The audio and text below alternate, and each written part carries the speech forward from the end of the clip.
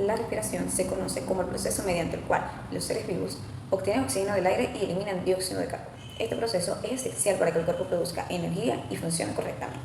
Si hablamos de la diferencia entre la respiración y la ventilación, podemos ver que la ventilación es un proceso mecánico que permite la entrada y la salida de aire en los pulmones mediante la inspiración y la expiración. Por ejemplo, cuando una persona inhala profundamente, está ventilando sus pulmones. Por su parte, la respiración es un proceso celular químico en donde las células usan el oxígeno que llega a través de la sangre para obtener energía a partir de los nutrientes, produciendo dióxido de carbono como desecho. Por ejemplo, cuando una célula del músculo usa el oxígeno para generar energía, durante el ejercicio se produce la respiración celular. A continuación, se explicará el proceso de la respiración, contemplando su inicio con la entrada del aire hasta los pulmones, seguidamente de la explicación de la presión requerida por los diferentes gases para atravesar la membrana alveolo-capilar, y por último se menciona el transporte del oxígeno y el dióxido de carbono a través de la sangre, así como también el proceso de la respiración celular. En cuanto al proceso respiratorio, se puede tener que es un proceso al cual el aire del ambiente está obligado a entrar hacia los pulmones, que eso vendría siendo la inspiración, y luego el aire alveolar es obligado a salir de ellos, que vendría siendo el proceso de expiración. Este proceso nos permite satisfacer tanto la demanda de oxígeno como lo que viene siendo la eliminación del dióxido de carbono. Entonces, en el proceso de la inspiración, tenemos que es un proceso activo, el cual la expansión de la caja torácica se consigue mediante la contracción de los músculos inspiratorios. Entre ellos están involucrados lo que son los músculos intercostales, el deltoide, el esclenoteidomastoideo, el serrato, entre otros, ¿ok? Este músculo tiene una fórmula de cúpula que es el diafragma, el cual son fibras extendidas radicalmente a partir del tendón central. El perímetro del diafragma se inserta en las costillas inferiores y el conjunto de las fuerzas, y es que permite el conjunto de la fuerza generada durante la contracción de las fibras musculares, que pueden reducirse con una fuerza central que empuja las vísceras abdominales hacia abajo, y en fuerzas laterales, que eso permite que las cajas costales se expandan hacia arriba. De este modo, el diafragma actúa como un pistón cuyo desplazamiento es la relación de la caja costal, el cual aumenta la dimensión vertical de la cavidad torácica. Por lo tanto, el contenido abdominal apenas se puede comprimir, y el desplazamiento de la superficie superior del abdomen provoca la dilatación de la pared anterior, lo cual esas fuerzas laterales también inducen en el aumento de la cavidad para que se pueda, como quien dice, ensanchar. En cuanto al proceso expiratorio, es un proceso normal pasivo, lo que significa que no requiere de energía, como en el proceso de la inspiración, para expulsar el aire de los pulmones. En cambio, la elasticidad del tejido pulmonar hace que el pulmón retroceda hacia abajo, el cual el diafragma y los músculos intercostales se relajan después de la inspiración. Buenas tardes, mi nombre es Jesús Jiménez y les explicaré brevemente sobre el intercambio gaseoso que ocurre en los alvéolos pulmonares. El intercambio gaseoso es un proceso mediante el cual el oxígeno se transporta desde los alvéolos pulmonares hacia la sangre, y el dióxido de carbono se mueve desde la sangre hacia los alvéolos para ser exhalado. Este proceso ocurre en la membrana alveolo-capilar, que es extremadamente delgada y permite una difusión de gases dentro de la estructura pulmonar. Es importante resaltar que al ser afectada por algún tipo de patógeno, como lo es la pulmonía, este intercambio gaseoso va a ser drásticamente disminuido, lo que se traduce en poca oxigenación en la sangre lo que lleva a una difusión completa del patógeno dentro del cuerpo humano. Esto se puede ver reflejado en leyes matemáticas expresadas como son la ley de Fick, que es la tasa de difusión de un gas a través de una membrana. Es proporcional al área de la membrana y a la diferencia de presión parcial del gas en ambos lados de la membrana. La ley de Dalton establece que la presión total de una mezcla de gases es igual a la suma de presiones parciales de cada gas presente. La ley de Henry describe cómo los gases se disuelven en líquidos. En el caso de los alvéolos, el oxígeno y el dióxido de carbono se disuelven en la sangre según sus presiones parciales.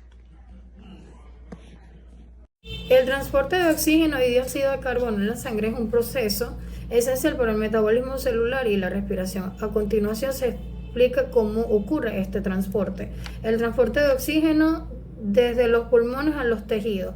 El oxígeno es captado por los alvéolos pulmonares y es transportado en la sangre de dos maneras.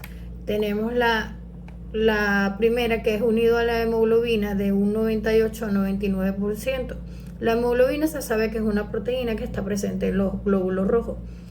Esta se une al oxígeno formando la oxihemoglobina.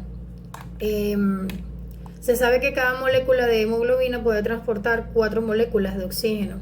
La unión del oxígeno a la hemoglobina depende siempre de la presión parcial de oxígeno. En los pulmones, la alta presión parcial de oxígeno hace que la hemoglobina se sature fácilmente con el oxígeno. Y en cambio en los tejidos, la baja presión parcial de oxígeno libera el oxígeno para que éste sea utilizado por las células. Tenemos también el disuelto en el plasma, que es del 1 al 2%, que es una pequeña fracción del oxígeno que se transporta disuelta directamente en el plasma, pero la cantidad de esta es mínima debido a la baja solubilidad del oxígeno en los líquidos. Tenemos el transporte de dióxido de carbono desde los tejidos a los pulmones. El CO2 usa 3 maneras de transportarse para llegar a los pulmones. Tenemos número 1, el bicarbonato con el 70%, que es cuando el CO2 sale a las células, que es en donde se produce y entra a los glóbulos rojos. Allí hay una enzima llamada anhidrasa carbónica, la que se convierte en ácido carbónico, que rápidamente se separa en bicarbonato, el cual sale al plasma y viaja allí. Tenemos también los iones de hidrógeno, los cuales se pegan a la hemoglobina para no acidificar la sangre. En los pulmones este proceso se invierte, lo que quiere decir que el bicarbonato vuelve a entrar a los glóbulos rojos y se convierte en CO2 y se exhala.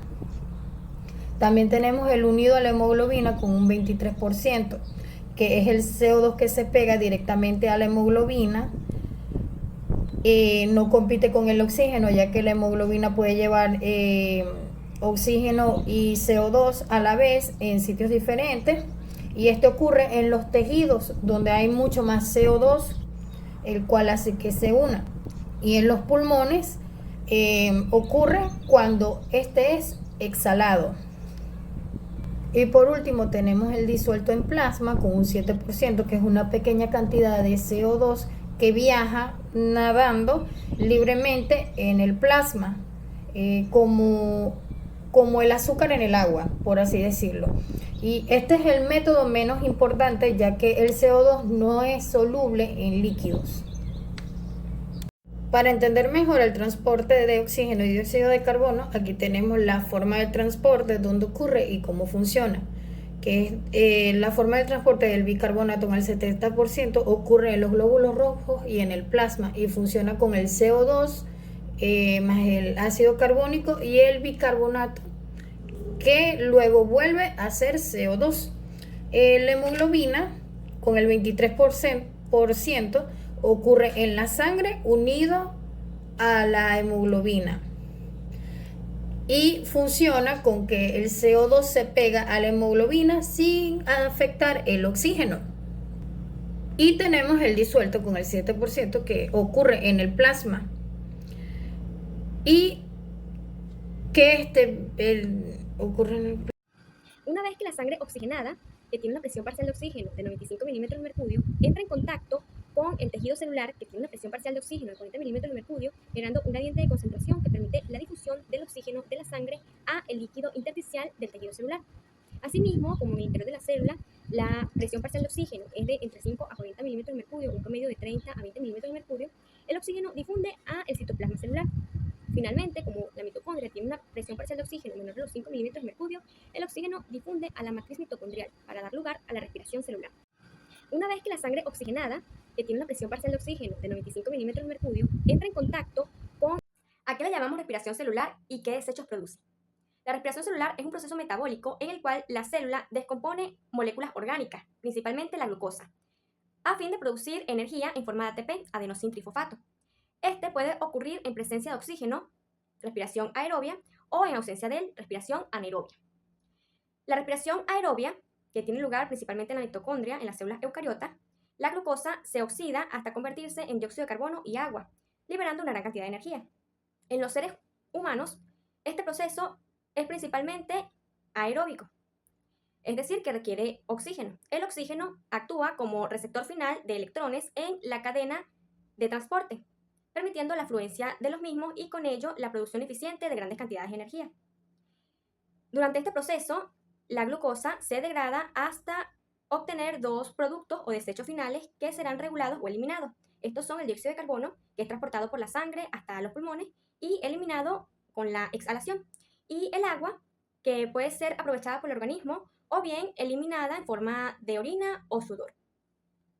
Si aún tienes dudas de cómo nuestro organismo realiza la respiración celular, te explicamos brevemente el proceso. La respiración celular es un proceso catabólico que nuestro organismo utiliza para producir energía. Al degradar grandes moléculas como los carbohidratos a estructuras menos complejas como el piruvato, en el proceso de la glucólisis, donde se obtienen 2 ATP y 2 NAD, posteriormente el piruvato, mediante un proceso enzimático, se convierte en acetil-CoA para ingresar a la mitocondria. En la matriz mitocondrial, el acetil-CoA inicia el ciclo de Krebs, en el cual sufre una serie de reacciones químicas donde estos grupos de acetil se oxidan a dióxido de carbono, liberando el CO2 y energía en forma de transportadores de electrones, NAD y FAD, los cuales son liberados en la cadena de electrones en las crestas mitocondriales a través de un conjunto de complejos proteicos que con esta carga negativa liberan pares de protones o de hidrogeniones a el espacio entre membranas, mientras que los electrones siguen la secuencia de los complejos proteicos hasta unirse con una molécula de oxígeno. Cada molécula de oxígeno recibe 2 electrones que posteriormente se unen a 2 hidrogeniones formando agua. El oxígeno es muy importante ya que permite el flujo continuo de los electrones, logrando así crear una diferencia de potencial. Al presentar mayor carga positiva y concentración de hidrógenos en el espacio entre membranas, se crea un gradiente electroquímico que obligará a los hidrogeniones a retornar a la membrana, a la matriz mitocondrial.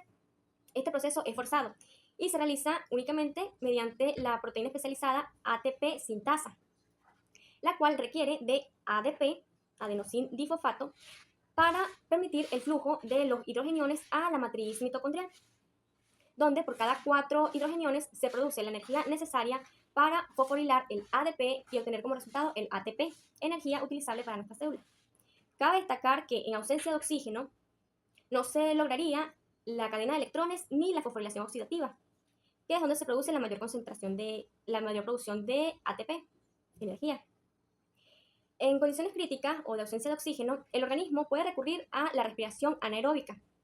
Sin embargo, se obtendría únicamente 2 ATP y ácido láctico, que se puede acumular en nuestras fibras musculares, causando fatiga, dolor, inflamación, incluso desestabilizar el equilibrio ácido-base metabólico. Por lo tanto, es esencial el adecuado suministro de oxígeno a nuestro organismo para que nuestras células tomen la mejor ruta respiratoria, que es la aerobia, donde se obtienen 38 ATP y 6 moléculas de CO2 que, por su fácil difusión, serán eliminadas en el sistema circulatorio y respiratorio. Finalmente, podemos concluir que la respiración es un proceso completo y complejo que involucra un conjunto de sistemas anatómicos y fisiológicos que permiten la ventilación, la biodifusión de gases y su transporte sanguíneo para permitir la producción de energía en presencia de oxígeno y la eliminación del CO2 obtenido como desecho.